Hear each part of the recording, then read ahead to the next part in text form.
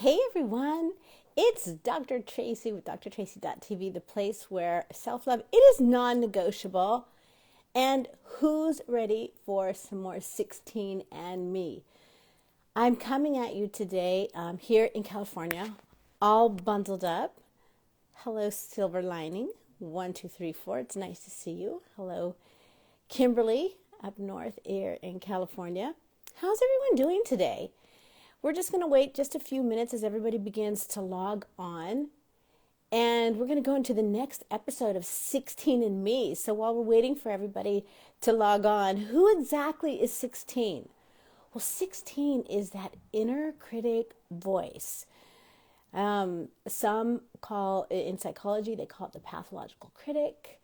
In spirituality, they call it the shadow feminine. In Buddhism, they call it Mara. In Tracyland, I call it 16. And 16 is that part of our persona. I always say that inside of every woman, there's like 17 different personas, right?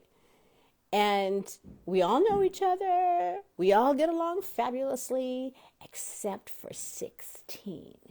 And 16 is that persona inside of us that has an ego out to here, has issues and fears out to here, and insecurities out to here. Oops, sorry about that. That fell down.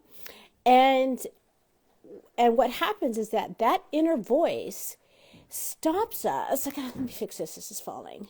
Stops us from becoming the personal best that we are meant to become. I'm gonna have to hold this with my hand because something's happening with the stability of my camera. So it's that inner voice that if we don't grab a hold of this inner voice, that this inner voice can literally keep us from becoming our personal best. It was really important for me. The reason that I'm so passionate about sharing 16 is that I was at an event recently, and I've had my 16 for years and years. And good morning, Mrs. Curvey Classique. Nice to see you. And I shared about 16 at this event, and I was completely surprised at how many women could relate to their 16. And so I thought, oh my gosh, I know that when I went through my personal recovery journey, that understanding that this critical voice that lived inside of me that would just beat me up from the inside out, it wasn't me, but instead it was a trauma wound that lived inside of me that just kept rearing its gnarly head. When I say gnarly, I mean gnarly, man. Okay, I want this to really stable out because I want to hold it the whole time. Excuse me. So what I want to talk about today on 16, and remember, if you want to come on live and you have any questions about your 16 and want to share some stories about your 16, just let me know. And let me see, can we do that? Is that going to stay? Dang it. So to make a long story short, wait for that. Let's try. No, it's not going to happen. Okay, so what I want to talk about today is I want to talk about ways to recognize 16. And it's one of the most covert, awful ways that 16 voice speaks to us, because it does something that's called globalizing. Do you know what globalizing is? Globalizing is when you are pitted against the world. So it's the world against you. And there are such things as what are called globalizing words. And globalizing words are words like everyone and always and no one and never. And so suddenly it just puts you against the world. And so what can happen, as I've said many times, that this voice inside of us, this 16 voice inside of us, it's a thought process, it's not an audible voice. This 16 thought process that fires inside of us says such things as, you know what, everyone's mad at you. Nobody is happy with this project.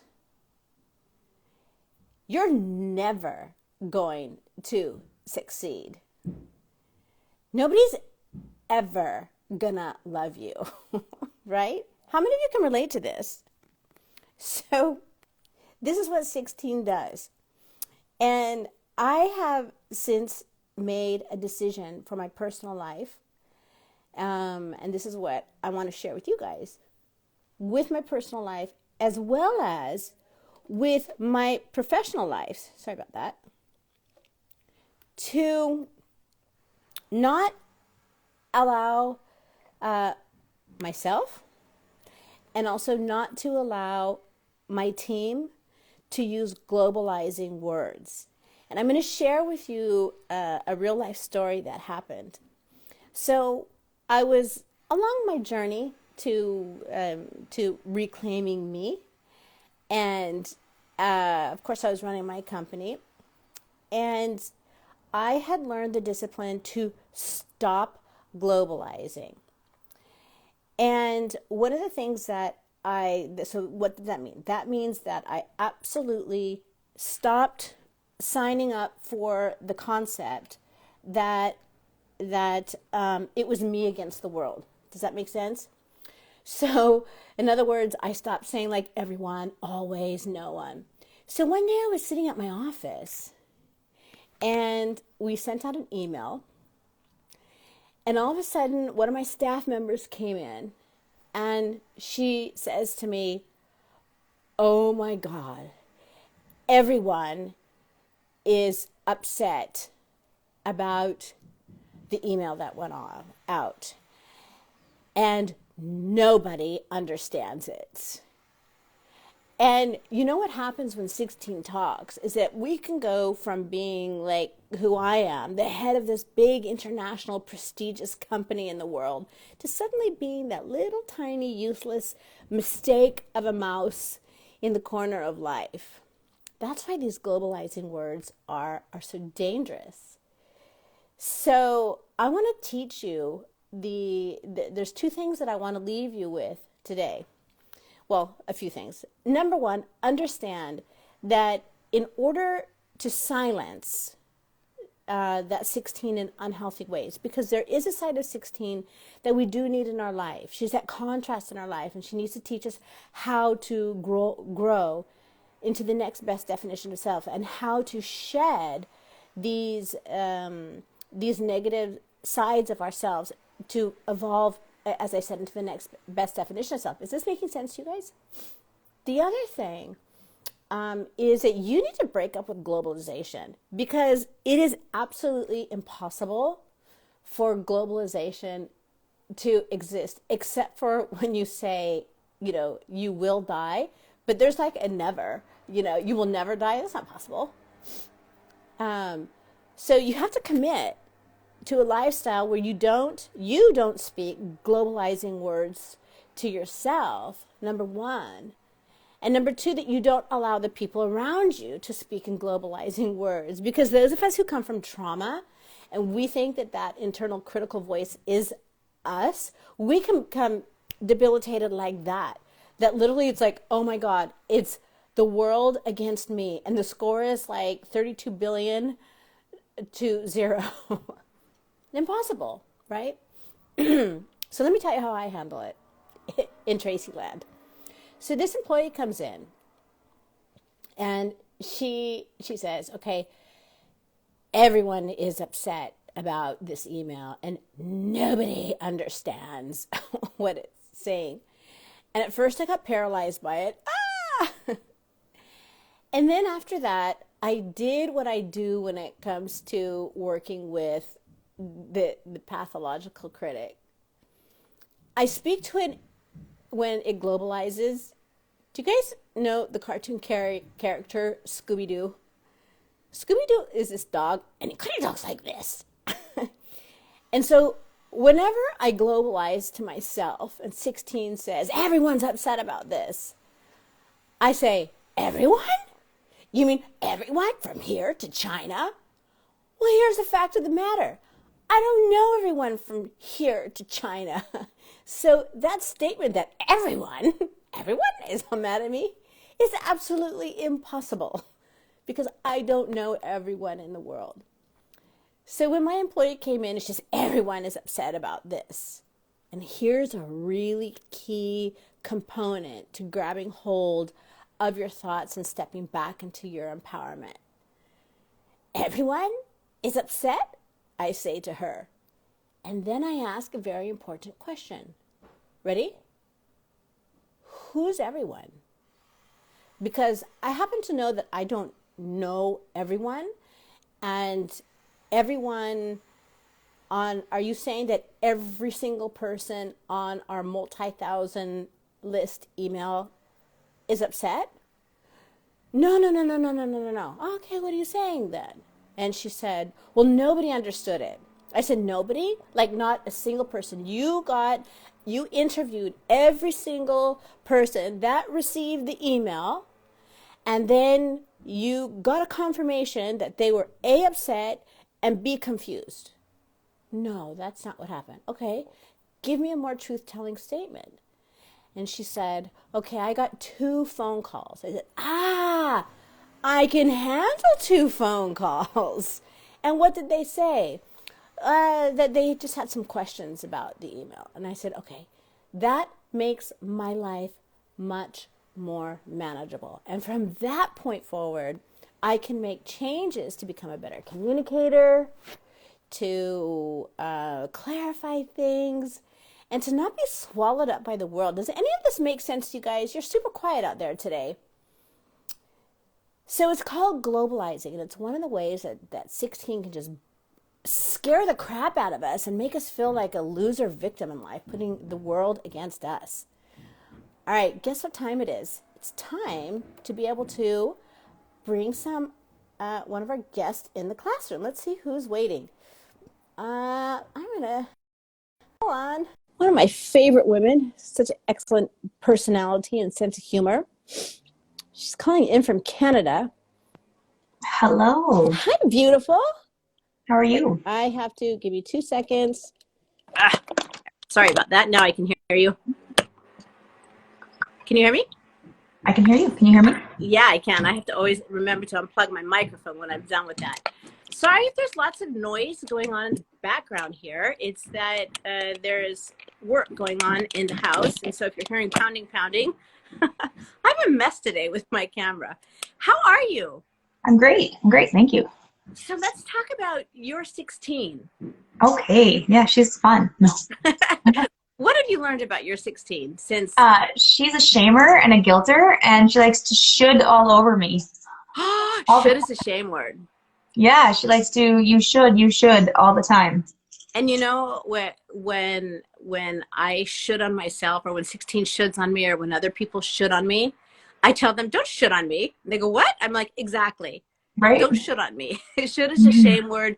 And those of us who come from trauma or anything of that nature, that's the last thing we need is more trauma, more shame. Exactly. And it makes you feel like it raises your level of your anxiety. And she likes to pick apart my decisions and my appearance at the most critical times. Okay, give an example. Well, like, okay, so today I was walking in here to come and talk to you, and she's like, you shouldn't be wearing that shirt. Why are you wearing that shirt? You haven't been working out. Your arms look very thick, and you're going to be on camera. They're going to see your arms. You should have went to bed earlier. Why didn't you go to bed earlier? Now your eyes look very wrinkly. You know you're going to be on camera today. And I'm like, sitting down in front of the camera, turning, right? Like, that was just this very moment in time, right? Yeah, that was like 30 seconds. Right? Right, literally, as I see the little wheel turning and you're accepting me on camera, I'm like, right? But that was just now. But like for me personally, January is always a heavy month. I always feel January is a hard month. And my 16 has been in rare form. And usually I can delete her out. Pretty like delete, have a hot bath, have a nap, get her out of my head. Pretty good, right? Put her back in her seat at the table. But I know like last Monday, I had 2 naps. I had a bath, and then later in the day, another bath. I maybe had a couple glasses of wine, but she owned the day. She walked down the table like it was a catwalk. It was her whole day. She just owned the day. And it was a hard day, but then I rewatched your show from last week, which is very good. What I love about your show is that you're giving a voice to the energy, to 16, to the name, so that we can reallocate and focus and acknowledge so that we can take a little bit more control, which is great. Because when I was rewatching the show, I think I had a moment where I need to have an expansion, and that's the word you're using. Expansion. Yes. Let me just quickly expand on what that means. So okay. when I was looking at, in recovery and in life potentiality, let's say, that people are always like, yeah, you need to reinvent yourself. You need to reinvent yourself. And I really do believe that we need to reinvent ourselves like every 5 years to, go, have I evolved and progressed from who I was 5 years ago? My mom taught me that. But I realized that the word reinvention, when you look it up, it says to be so remarkably different that you don't recognize yourself anymore.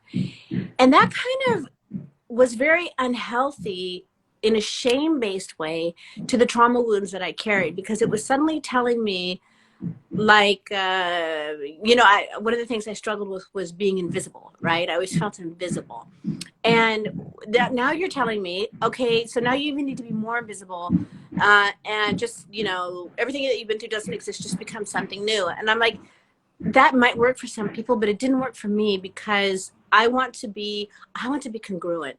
I want to be the person that I am on the inside is the person that I am on the outside. One multiple audiences, one Tracy. And for me to do that, I have to bring along with me the experiences of life that have grown me into who I am today. And it doesn't mean that they have, 16 seats at the table anymore. It means that they have one seat, and it's layer in the cake that I am. But yeah, so an expansion means that you step into the next greatest version of self, including the lessons that you've learned about life and yourself along the way. Mm-hmm. I know. I love that, because right now, so during COVID, you can't do a lot. There's not a lot to look forward to for certain times. And so I'm coming out of my title from the pageant, and during work, there's not a lot of growth to happen. And so I was like, what's next? So my 16 is like, you got nothing. Nothing. Right. See, there's the globalizing word. Nothing. So, right, exactly. So it's like you should be something, but you're not. Oh yeah, you could have done something. Like, it's just like all these words that are just layering on me, and they're pushing me down. I just had this little mental break on Monday where I was just like whole pity party, where she just walked like a catwalk right down and owned my day. I love that. And that's exactly what she does. And here's I have two thoughts to say about that, is that first and foremost, it's so dangerous to us when we don't know that 16 is not us, and we think it's us speaking truth and accountability to ourselves, right? And when you're able to put that space, create that space, that it's like, okay, that's not me, that's my trauma, that's my fear, that's 16 talking. It creates that space for new information to come in, and when new information comes in, you can then create space for healing. That's number one. Number two, and you brought up a great point, Alicia, and thank you for bringing that up, is one of the times that 16 attacks is on the heels of when you've done something great. She's a classic voice to come out and say, well, that was it. I mean, that's all you got. There's that globalizing word. Nothing else is ahead of you. I mean, that was your big glorious moment. There it went. And she just debilitates you, and she leaves shame on what you did contribute, and hopelessness that it's completely over. It's like, what's next, right? Yeah, and she says, nothing's next. Sorry,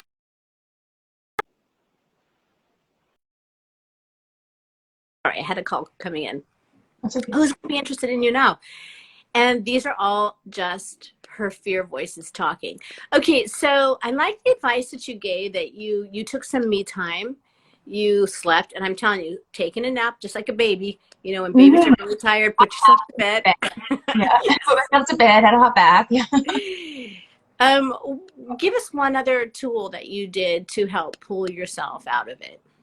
Well, so for me, like always, like water is one of my healing things. I like to have a hot bath. It's one of my things. If I can't, like in the middle of the day, if I don't have time to have a nap, I'll just like put my hair in a bun and even like 15 minutes in a really hot bath, and then I'll get up, put my clothes back on. Just I So like amazing. for me, right? And or nap. And I work from home right now, so I'm like I did it all. I had a bath, then I had a nap, poured myself a glass of wine, kept working on my computer. None of it. None of it was helping. And then I just like walked around my house, put on some meditation music, tried everything, put on some positive podcasts in the background, still wasn't working. You know, everything. I was trying everything. I was just like, and then my headspace was not in a good headspace. And then, so I was like, I'm gonna have another nap. And I was kind of getting like, my body was like, I was getting cold, you know, like it was just like everything I was going, like I was feeling like making myself feel sick. Does that make sense? Like, Well, you know why we feel sick is because the voices of 16 are toxic voices, and we will feel a toxic result from the toxic thoughts.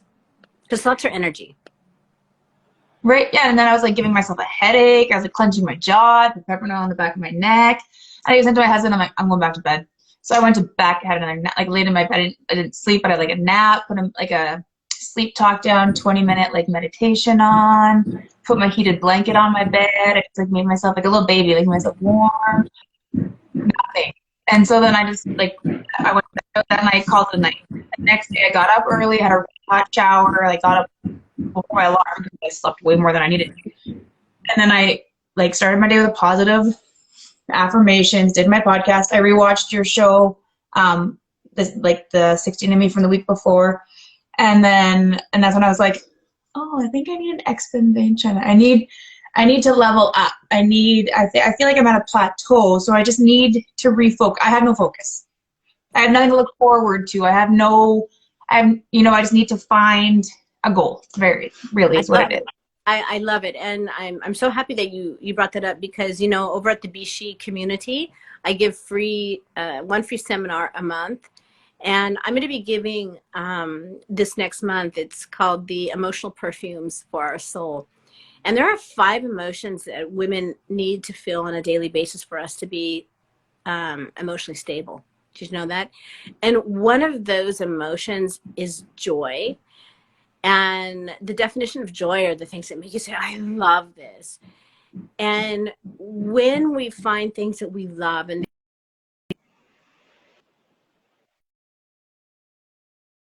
one that's really important is elation. And elation is just that euphoric feeling of woohoo. And we need those. And so definitely join that class because I teach you, how to find your joy again, because joy has an address. There's one thing that I'll share is that, did you know that they actually found that there's what's called the happy gene, and some people are either born with it or they're not. And I was not born with the happy gene. I see myself more like a person who's low on insulin. I have to give myself happy doses every day Mm-hmm. to make sure that I maintain my joy and my happiness. And I've learned a formula that joy has an address. And now I live in joy. Not that I don't have a bad day, not that I don't have off moments. Certainly I do. But it doesn't swallow me up like the 16 voice used to be able to swallow me up anymore. But you're absolutely correct that the navigate what your 16 is telling you. And one of the things that I said a couple of weeks ago is when 16 is relentless and she doesn't back down, princess, Mm-hmm. it's because she has something that she needs us to know. And so sometimes that's when we just have to turn and lean into it and say, what are you trying to tell me right now? And there's a really good chance that what she would say from the inside is, I loved it so much when you were dreaming. That was such an exciting adventure for us to finally put things into silence and to step into our next greatest definition of self. I don't want you to stop dreaming. Please don't stop dreaming. And so there's a side of 16 that she loves us very much. She's just tough on her delivery. So maybe in your prayer and spiritual meditation time, ask her what? What are you trying to say? And also, I would do some work, Alicia, on figuring out why January is a heavy month. For me, January was always a breath month. October, November, and December were heavy months for me. The end of the year would come along, and I would, come October, 31st, I would just take a deep breath and just hold my breath until the holidays were over. And there was a reason that happened. So I'm all crying. Sorry. Mm. Okay. Well, what piece of advice would you give the women when it comes to managing your 16? For me, like I had to find like like for me normally what works for me to control her or to soothe the savage beast in me is like for me it's water, sleep. I know normally for me what recharges me and reconnects me with equalization to make myself back on track. I'm normally pretty level. Is I just reconnect with myself. Is I just have a hot bath or I have a nap or I just reconnect with myself. And that normally I'm pretty good, but I took a whole day and that never worked. But So I know then I would lean into it. I would lean into it, and also examine if there was something that launched it. Which obviously, what launched it is that January is a heavy month for you. So yeah, I just feel like usually January is a goal setting month. I think is usually it's a new year and we do like you do a lot of goal setting, and I think it's what I just didn't have.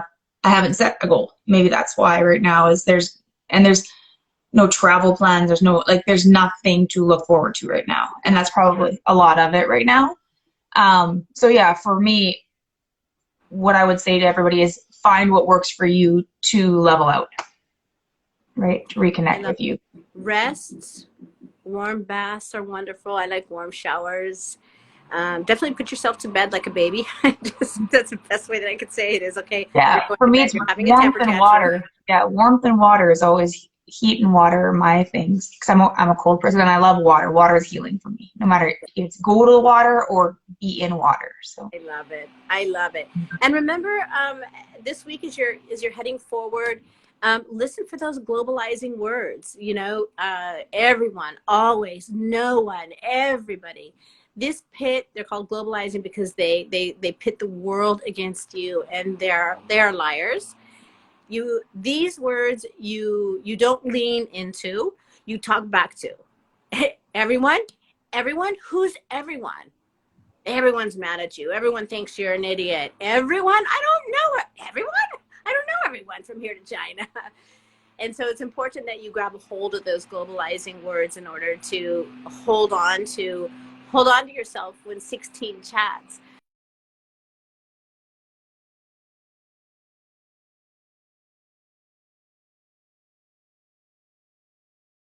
I'll be giving an amazing class the first 5 days of February that are going to be talking about the 5 emotional perfumes that we need as divine feminine, and the really important things that we need to be connected into in order to be emotionally stable women, which is so much more fun to go through life emotionally stable than insane, right? Just saying. Okay, guys, it's the top of the hour. I hope that you enjoyed this episode of 16 and Me. Alicia, I think we got disconnected, but thank you so much for popping on and sharing your 16.